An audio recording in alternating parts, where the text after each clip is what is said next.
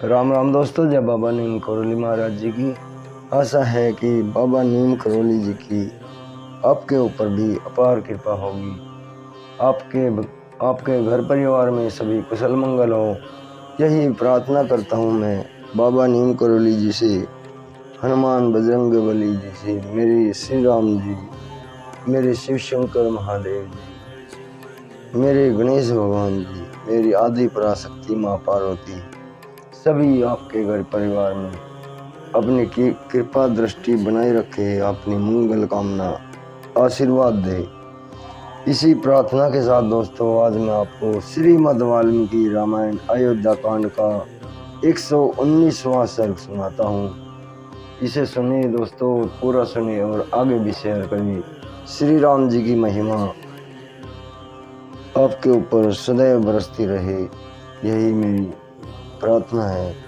श्री रामायण जी से राम। तो शुरू करते हैं 119वां सर्ग।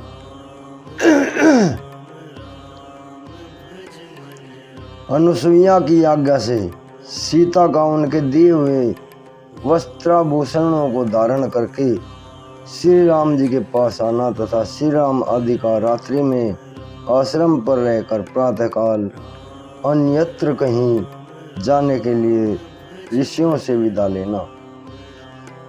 धर्म को जानने वाली अनुसुईया ने उस लंबी कथा को सुनकर मिथिलेश कुमारी सीता को अपनी दोनों भुजाओं में अंगों में भर लिया और उनका मस्तक सूंघ कर कहा, बेटी, तुमने सुस्पष्ट अक्षर वाले शब्दों में विचित्र एवं मधुर प्रसंग सुनाया। तुम्हारा सोमवार जिस प्रकार हुआ था वह सब मैंने सुन लिया। मधुर भाषिनी सीते, तुम्हारी इस कथा में मेरा मन बहुत लग रहा है। तथापि तेजस्विनी सूर्य देव रजनी की शुभ बेला को निकट पहुंचाकर अस्त हो गए हैं। जो दिन में चारा चुगने के लिए चारों ओर छिटके हुए थे, वे पक्षी अब संध्या काल में नींद लेने के लिए अपने घोंसले में आकर छिप गए हैं। उनकी यह ध्वनि सुनाई दे रही है। ये जल से भीगे वस्त्र धारण करने वाले मुनि, जिनके शरीर स्नान के कारण आर्द्र दिखाई देते हैं, जल से भरे हुए कलश उठाए हुए एक साथ आश्रम की ओर लौट रहे हैं। महर्षि अत्रि ने विधि पूर्वक अग्निहोत्र संबंधी होमवर्क संपन्न कर लिया, अतः वायु के वेग से ऊपर उठा हुआ वह यह कबूतर के कंठ की भांति श्याम वर्ण का धूम दिखाई दे रहा है। अपनी इंद्रियों से दूर देश में चारों ओर जो वृक्ष दिखाई देते हैं, वे थोड़े पत्ते वाले होने पर भी अंधकार से व्याप्त हो घनीभूत हो गए हैं। अतः दिशाओं का भान नहीं हो रहा है। रात को विचरने वाले प्राणी, उल्लू आदि सब और विचरण कर रहे हैं तथा ये तपोवन के मृग पुण्य क्षेत्र स्वरूप आश्रम के वेदी आदि विभिन्न प्रदेशों में सो रहे हैं। सीते, अब रात हो गई है, वह नक्षत्र से सज गई है। आकाश में चंद्रदेव चांदनी की चादर ओढ़े उदित दिखाई देते हैं। अतः अब जाओ, मैं तुम्हें जाने की आज्ञा देती हूँ।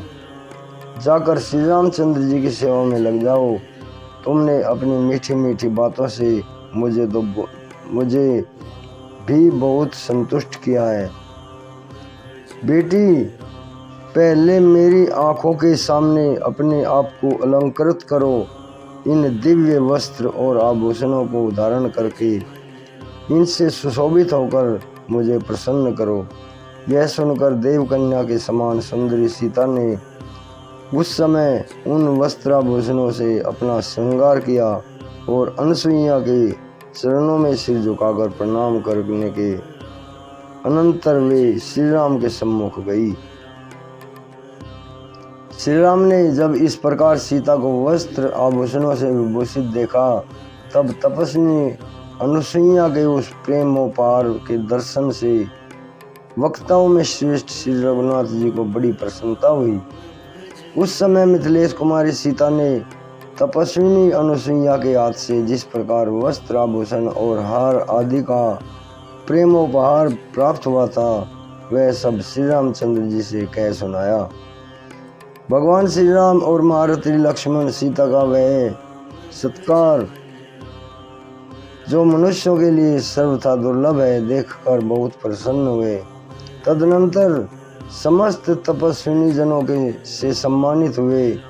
रघुकुल नंदन श्री राम ने अनुसुईया के दिए हुए पवित्र अलंकार आदि से अलंकृत चंद्रमुखी सीता को देखकर बड़ी प्रसन्नता के साथ वहां रात्रि भर निवास किया।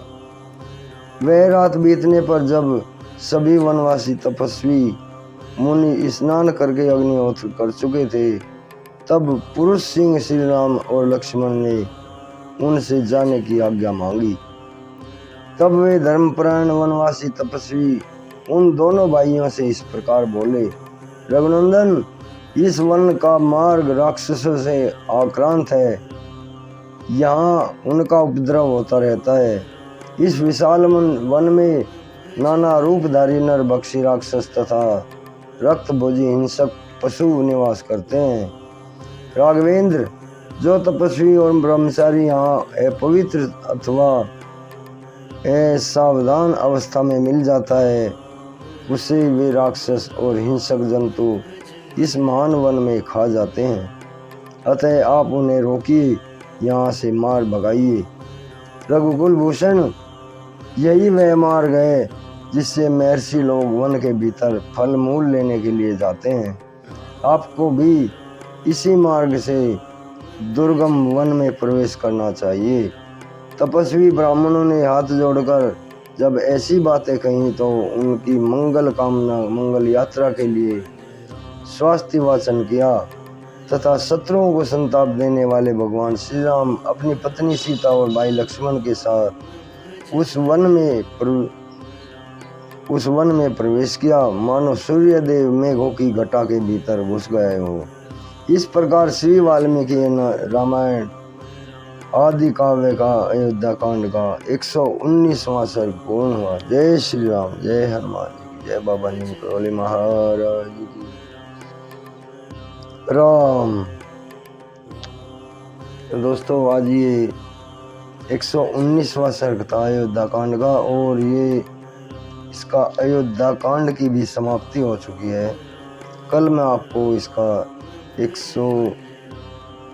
इसका अगला कांड है अरण्य कांड, और अरण्य कांड का पहला सर्ग होगा। दोस्तों, सभी साथ जुड़े रहें और पूरा धर्म लाभ उठाए रामायण का। अभी आज्ञा लेता हूँ। जय राम जी की जय, हनुमान जी की जय, बाबा नीम करोली महाराज। सभी देवी देवता आपके ऊपर सदैव कृपा दृष्टि बनाए रखें मेरे प्रभु। राम।